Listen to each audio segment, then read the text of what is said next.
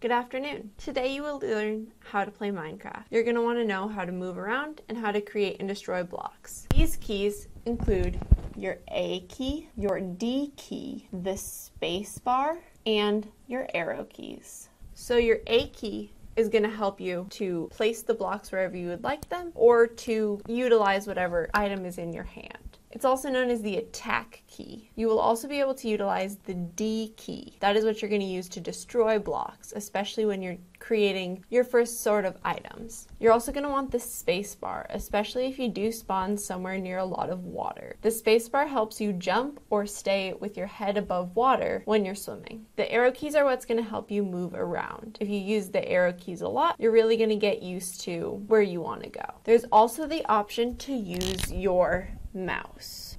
This mouse can replace the arrow keys. When you're running around and you want to look around but you don't know where you want to go, that's when you're going to want to use the mouse because it's going to help you turn your head without actually moving your body. So you could be running forward using the arrow keys but use your mouse to turn your head. This is also very helpful if you're being chased by one of the creatures. There are several creatures you're going to want to look out for. These creatures include creepers, skeletons, and if you do happen to see one, the Enderman. Within the first night in survival mode, you are very likely to come across both the creepers and the skeletons. The Endermen are relatively harmless. They mostly just pick up a block and move it to another area. But if you do attack them, they will attack you. Creepers are dangerous. If they spot you, they will follow you. In the sun, however, both creepers, skeletons, and endermen are not able to stay alive. The skeletons will catch on fire in the sun, the endermen will disappear, and the creepers will explode, destroying whatever is around them within up to a 9-block radius, unless they are in a special module or they have a special something coded into them. In general, if you are just starting out playing Minecraft, the creepers, just try to avoid them as much as you can. Sometimes they're helpful for getting blocks, so if you do set up your house and you walk outside in the morning, those creepers are going to be running around. But if you do see a creeper, you can walk away from it, or run away from it, I would recommend. And then the creepers will explode and you can catch whatever's in their general area. Skeletons most likely will have either a sword or a bow and arrow. The bow and arrow is quite dangerous, especially if you do live in a high place because they can shoot from very far away. I would be cautious because when a skeleton or creeper is in the water during the daytime, they are immune to the sun. So that's when you would want to lure them out of the water. Skeletons with bow and arrows, that makes the process a little bit more difficult. Endermen, as long as you don't attack them, they're relatively harmless. These creepers and skeletons, though, will drop some valuable information on occasion. Skeletons, if they do happen to have a very strong bow or they happen to have extra arrows and you kill them before the sun catches them on fire, it will give you the bow and arrow or the extra arrows. Now, there is a more common creature that you're going to want to watch out for. This creature is the most common, and it is the zombie. Now, zombies are very easy to kill. They can deal some damage. If you do get surrounded by them, it will kill you. But if you do kill a zombie, you get what is called rotten flesh. That is going to help you attack other players, trick them, and just kind of play around with your friends. If you do collect rotten flesh, do not eat it. It will kill you. And also do not feed it to your dog if you do happen to come across a wolf. We'll go into how to tame those later and turn them into dogs, but do not feed them whatever you have from the zombies. Now that you know about zombies, let's learn about animals. In Minecraft, there are several different types of animals. And especially if you're playing survival mode, you're going to want to eat. There are several animals that you can eat. When you kill them, they're going to drop a number of items. That includes their meat. If you kill a sheep, it'll give you fur and it'll give you meat. But also if you kill a chicken, it'll give you feathers. All of these items you can eat, except for the feathers and the wool. But it's going to be more nutritious if you cook it in a furnace. The following are the animals that you can cook to eat, and it'll give you a hearty meal and restore your health. These include cows, sheep, chicken, and sometimes there's a few random animals running around, maybe a horse or a llama. Sometimes they'll drop something. But with the chicken, they will drop eggs as well, and they will drop meat, and they will drop feathers. So the eggs and the meat are edible, but the eggs are mostly used for cooking things like cakes, and the meat is what you're going to want to cook, and the feathers are used to make arrows. The sheep, however, are going to drop wool and meat. The meat you're going to be able to eat, but the wool you're going to want to use to make a bed. Now the cows, however, will sometimes drop leather, which will help you make armor, and they will drop meat. All of these items are very important to remember, especially if you are running low on health or trying to go on a long adventure, and all of them must be kept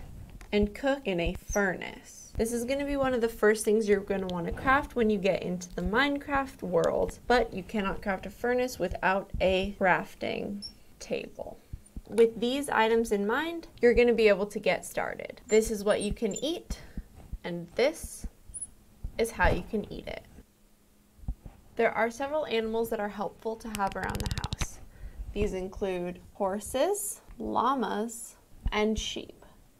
Occasionally, if you do come across a panda, those are helpful to have as well, but they are pretty rare and only spawn in certain biomes. With a panda, sometimes they will sneeze. This sneeze gives you what's called slime. Slime can also be gathered by killing a slime monster found in deeper dungeons as you advance throughout the game, but pandas are a bit of an easier find. You can also use Minecraft cheats, and you can spawn or give yourself certain items that you need. These are done by going into the text box. You must have cheats activated first, but after that, you can type in \give at, if you're giving it to yourself, that's when you're going to write give at p, and then you're going to type out whatever you need.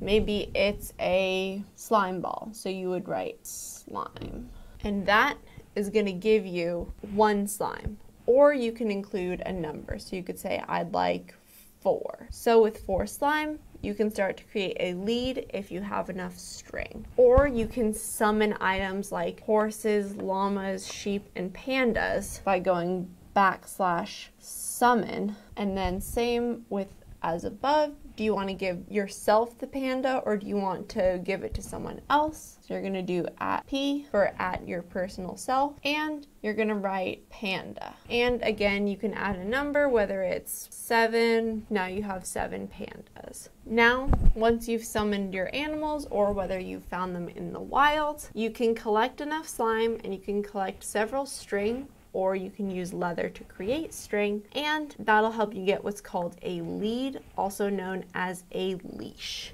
This leash is going to help you lead all of these animals to your house. Once you have the animals at your house, you can do whatever you want with them. The horses you can ride, the llamas you can also ride, and the sheep you can use to get wool by using shears. Or the pandas are just fun to keep around the house. There are a lot more rare animals that include some puffer fish. They also include birds and even some cats. Now, if you are looking in your Minecraft world to get a dog, you're going to want to find some wild wolves. Now, wolves are tamed using bones and using steak. You will want to approach a wild wolf with either a bone in your hand or many steaks.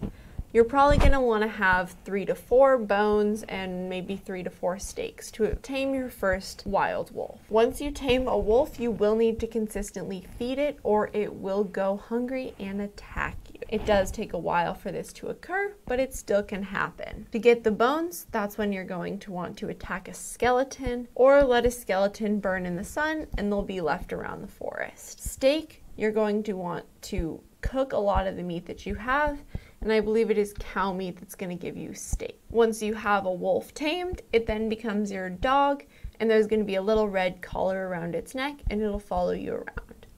This dog will also help protect you in the event that a monster does attack, so this is very helpful in a lot of situations. And that's the basics on how to play Minecraft.